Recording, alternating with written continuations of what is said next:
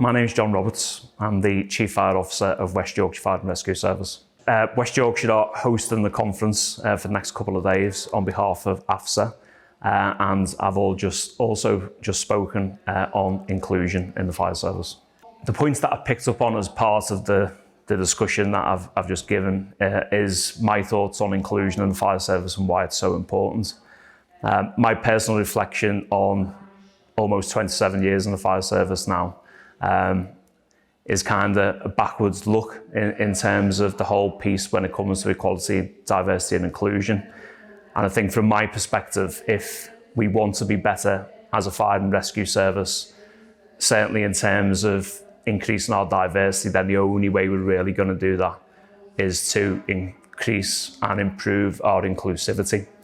I believe that inclusivity is the bedrock in terms of the enabler for giving us greater diversity.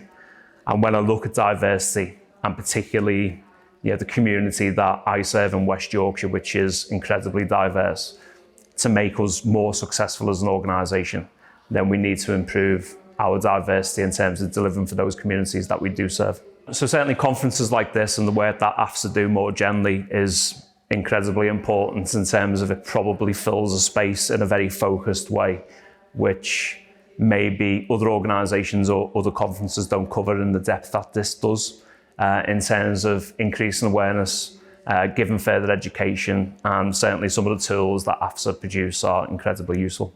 So first of all, I would say that the fire service is the best job in the world, and I'd be disappointed if every firefighter didn't say that if they were being honest about it. But I would say it is an incredibly rewarding career. I think certainly what I say to all of my trainees when they join the fire service is that you've probably got the biggest privilege of any job in terms of we get to save people's lives.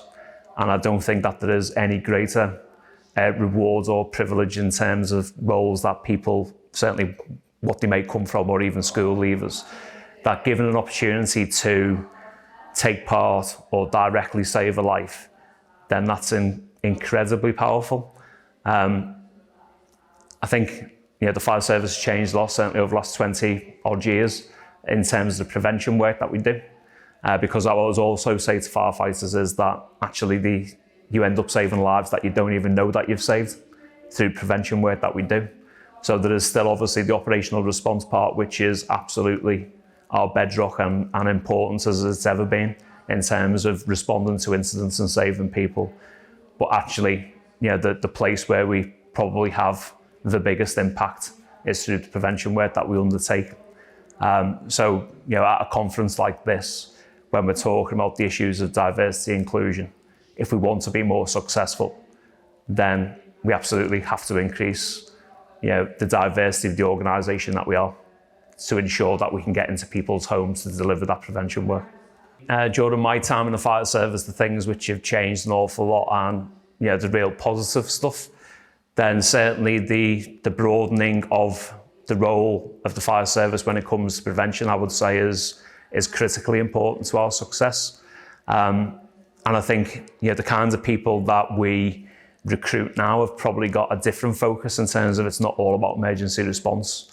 They do recognise that actually the work that we do with communities, children, the vulnerable people, schools, etc., then that's as important as anything else.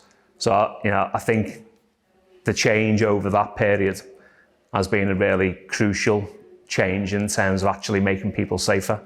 And I think it's a testament to the UK fire service that actually in terms of call demand and the number of certainly accidental dwelling fires that we attend and the impact that prevention and community work has, I think it's the envy of the world in terms of the work that the UK fire service does.